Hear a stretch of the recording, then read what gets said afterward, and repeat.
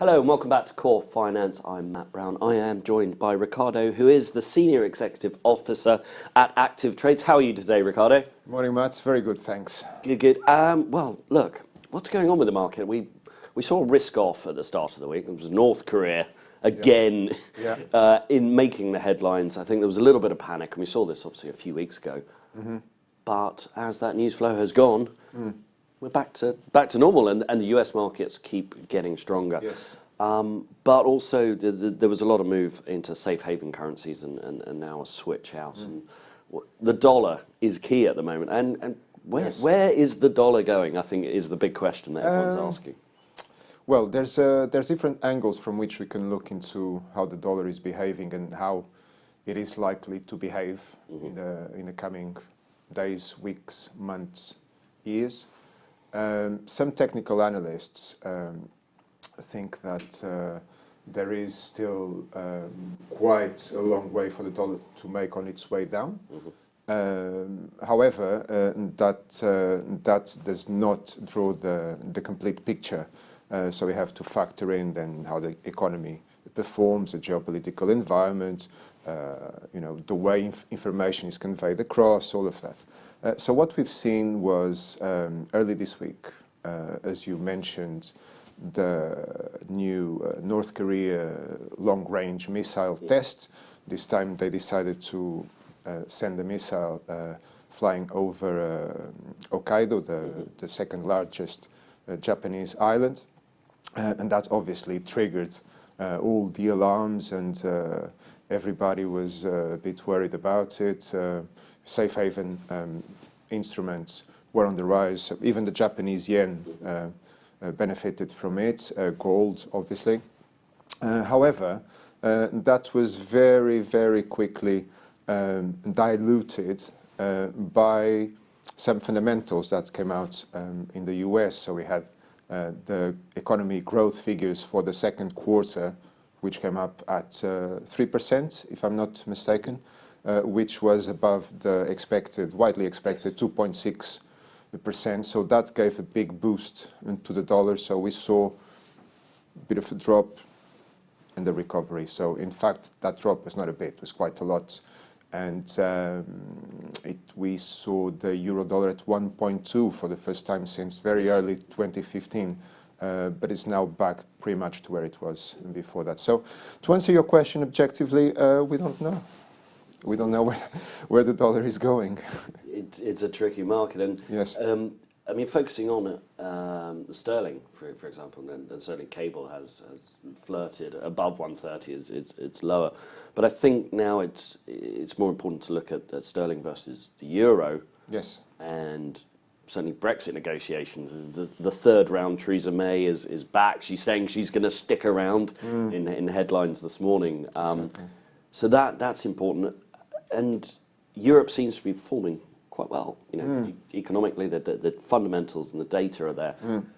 Where do you, I mean, in comparison, the UK seems to be lagging. Do you think this will be a continuing trend, and how will that affect the pound versus the euro?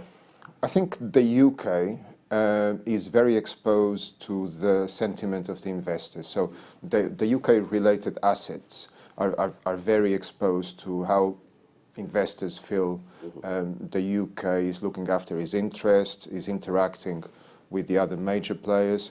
And that's where the Brexit negotiations gain crucial importance in the midst of it all.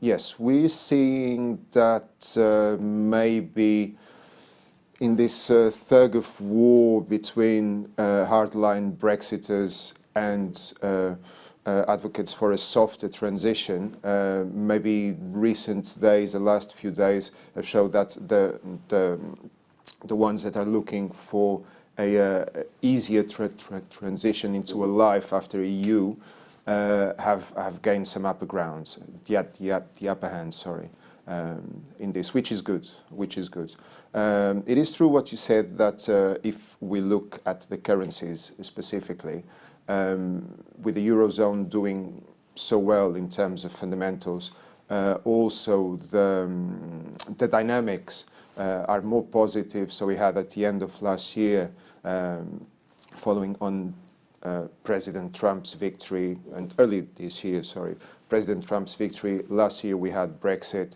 so there was a certain tendency to be gloomy about the future of the European Union itself and the currency, certainly.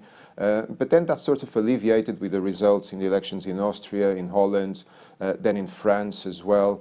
So the more pessimistic forecast for a big rise in far right and anti-European and a more secluded attitude towards politics have sort of evaporated. So that has been really good for the euro, and we've seen recently a dynamic between the two currencies where the euro is definitely gaining terrain. And as I may have mentioned before in the previous intervention, there's even some analysts now forecasting a parity between the pound and the euro by the end of this year, which may be a big surprise if it materializes. But the dynamic is definitely on that side, and the euro seems to have the upper hand at the moment.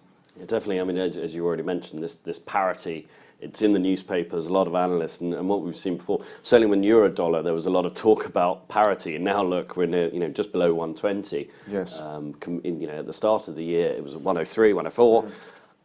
Again, it seems to be when the papers, when the commentators, when the the analysts are saying parity, it never seems to happen. No. So maybe that's a call that, maybe positive for the pound at this stage. Yes, I mean, many analysts, well, or pretty much all of them, tend to analyze facts retrospectively. Yes. So what they occasionally forget is that much of what they're analyzing and talking about and projecting as something that will happen as a consequence is in fact already factored in. The markets are smart. The markets are very smart, and